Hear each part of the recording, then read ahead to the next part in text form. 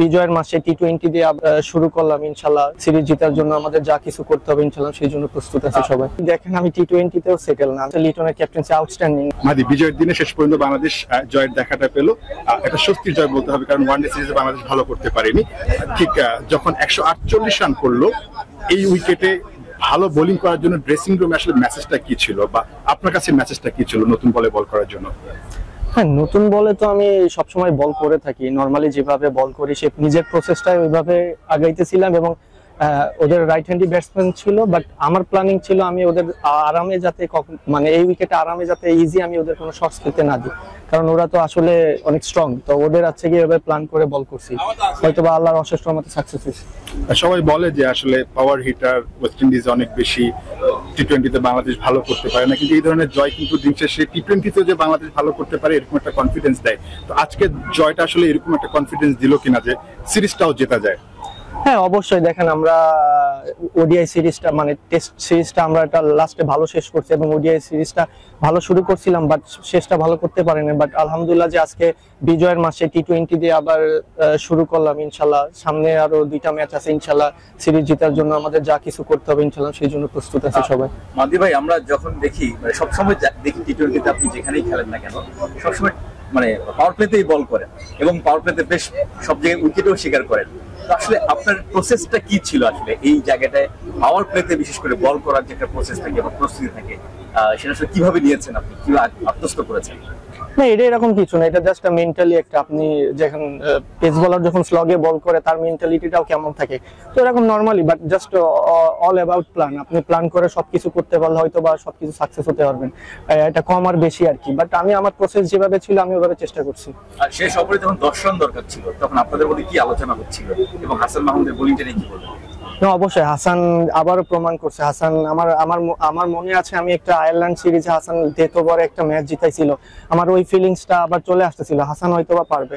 আমার হাসানের বিশ্বাস ছিল কিনা আমি জানি না, বাট আমার নিজের ভিতরে ওই বিশ্বাসটা ছিল যে হাসান হয়তো বা এই ম্যাচটা শেষ করবে। তাই আলহামদুলিল্লাহ হাসান লাস্ট ওভারে আউটস্ট্যান্ডিং বল করছে। মানে 7টা উইকেট পড়ে যাওয়ার পরও 61 রানে তারপরে মনে হচ্ছিল একটা সময় বাংলাদেশের কাছ থেকে মানে ম্যাচটা হাতছাড়া হয়ে যাচ্ছে। ঠিক ওই সময়টা যখন কিনা একদম জয়ের কাছাকাছি ওয়েস্ট ইন্ডিজ, তখন আসলে আপনাদের মধ্যে কথাটা কি হচ্ছিল বা ড্রেসিং রুম থেকে আসলে মেসেজটা কি যাচ্ছিল? দেখেন আমি তো মাঠে ছিলাম, ড্রেসিং রুম থেকে কি মেসেজ গেছে এটা আসলে ক্যাপ্টেন বলতে পারবে। আমি আমার ফিল্ডিং এ ফোকাস ছিলাম, হয়তোবা এই সিচুয়েশনটা লিটন আপনাকে বলতে পারবে। বাট ওভারঅল যে প্ল্যানিং করছে লিটনের ক্যাপ্টেন্সি আউটস্ট্যান্ডিং। লিটন অনেক সাহসিকতা ক্যাপ্টেন্সিটা আজকে দেখাইছে, যে লিটন যে সময় যেটা দরকার সেটা করার চেষ্টা করছে। এবং ক্রিকেট খেলা আপনি দেখেন আমরা প্রথম 6 ওভারে ভালো পজিশনে চলে গেছি, একটা পার্টনারশিপে একটা মোমেন্টাম চেঞ্জ করে দেয়। সেম কিন্তু আমরাও ব্যাটিং এ এরকম ছিলাম, বাট এমনই দিন শেষে আমরা সাকসেস হয়েছি এবং আলহামদুলিল্লাহ দিন শেষে আমাদেরই ভালো লাগতেছে। ক্যাপ্টেনের একটু ব্যাকফেট যাচ্ছে, নিশ্চয়ই আপনাদের মধ্যে কি আলোচনা হয় বা তার একটু কনসার্ন কিনা আপনারা?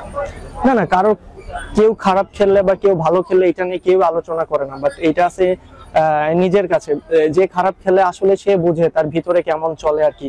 বাট সবাই আমরা সাপোর্ট করি যে আগামীতে কিভাবে ফিরে আসবে, কারণ একটা ইম্পর্টেন্ট প্লেয়ার টিমে পারফর্ম করলে আমাদের দেশের জন্য ভালো, আমাদের টিমের জন্য ভালো, আমরা সেই আশাই করি সবাই।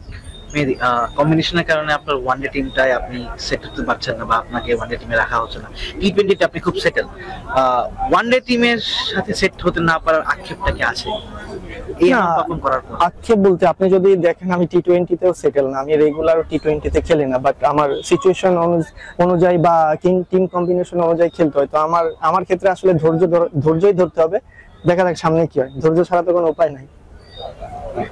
আপনাদের সহজ হয়ে গেছে কিনা এখন সালাউদ্দিন ভাই কোচ হিসাবে আসছেন, আলাদাভাবে বিপিএল থেকে অন্যান্য জায়গায় দেখছেন, একটু কাজগুলো সহজ হয়ে যাচ্ছে কিনা? হ্যাঁ অবশ্যই। দেখেন আমি ওনার সাথে আমি যখন বাংলাদেশের domestic cricket top level cricket খেলে আমি কিন্তু ওনার সাথে স্টার্ট করছি, বাট অ্যাকচুয়ালি উনি আমাকে জানে, খুব ভালোভাবেই জানে সবকিছু। বাট হয় না যে উনি মাঠে থাকলে আমার ক্ষেত্রে ইনস্ট্যান্ট অনেক কনফিডেন্স দেয়, বাট আমি যদি কোনো কিছু ভুল করি উনি ইনস্ট্যান্ট সেটা ধরতে পারে, সে মেসেজটাও দিয়ে দেয়। বাট এরকম একজন লোক কাছে থাকলে আসলে নিজেও খুব বুস্ট আপ হয়। Last 2 questions.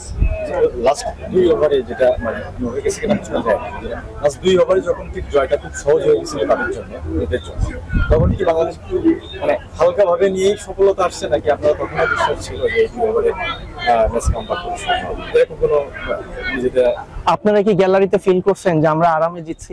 সবকিছু কষ্ট করে হয়েছে, বাট সবাই জেতার জন্য অনেক হাঙ্গরি ছিল। আপনি প্রত্যেকটা প্লেয়ারের ভিতরে দেখবেন যে সবাই হাঙ্গারনেস ছিল, দ্যাটস ওয়াই আমরা সাকসেস হয়েছি। মেহেদী, এই উইকেটটা কি মিরপুরের সাথে সিমিলার? আপনারা কি এই অ্যাডভান্টেজটা পেয়েছেন কিনা? দেখছিলেন উইকেট কখনো লো হচ্ছে, কখনো বাউন্স হচ্ছে, একটু স্লো হচ্ছে, মানে এই উইকেটে আমরা এই ধরনের এই মাঠে আমরা 2টা ম্যাচও জিতেছি ওয়ার্ল্ড কাপে, সো এই অ্যাডভান্টেজটাকে আমরা কি পেলাম কিনা? না, মিরপুরের উইকেট আলাদা, এখানকার উইকেট আলাদা। মিরপুরে এক টাইপের উইকেট, এটা এক টাইপের উইকেট। বাট আমরা যখন প্র্যাকটিস করছিলাম গত 2 দিন আগে, তখন উইকেট আউটস্ট্যান্ডিং উইকেট ছিল, খুব ভালো লাগতেছিল, মনে হইতেছিল যে আপনার 180 কিংবা 200 রানের এরকমই উইকেট হবে। বাট আপনি যদি এইসব উইকেট হাতে নিয়ে থাকেন তাহলে 180-200 করা সম্ভব। বাট এই জায়গায় হ্যাঁ আপনার হেল্প তো আছে, স্পিনারদের, পেস বোলারদের হেল্প আছে, বাট এটা জাস্ট অল অ্যাবাউট আপনি প্ল্যান করতেছেন কোন উইকেটে কিভাবে বল করতে হবে, সেটা তো আপনার অ্যাডাপ্ট করতে হবে, আপনি যে কোনো সিচুয়েশনে করতে হবে, এটাই আর কি। লাস্ট কোয়েশ্চেন মেহেদী ভাই, ওই প্রশ্ন সূত্র ধরে বলি আর কি, এখানে ওয়ার্ল্ড কাপে 3টা ম্যাচ খেলেছেন, 2টা ম্যাচ জিতেছেন, আফগানিস্তানের সাথে দারুণ একটা সুযোগ ছিল সেমিফাইনালে খেলার। এখানে আসার পরে নিশ্চয়ই উইকেটটা বুঝতে সহজ হয়েছে সেই কারণে, এবং ওই স্মৃতিটা মনে পড়েছিল কিনা যে না এখানে এবার ভালো করতেই হবে? না, প্রথমত হচ্ছে গিয়ে ওয়ার্ল্ড কাপে যে 3টা ম্যাচ এখানে হয়েছিল, আমি একটা ম্যাচও এই উইকেটে খেলি নাই।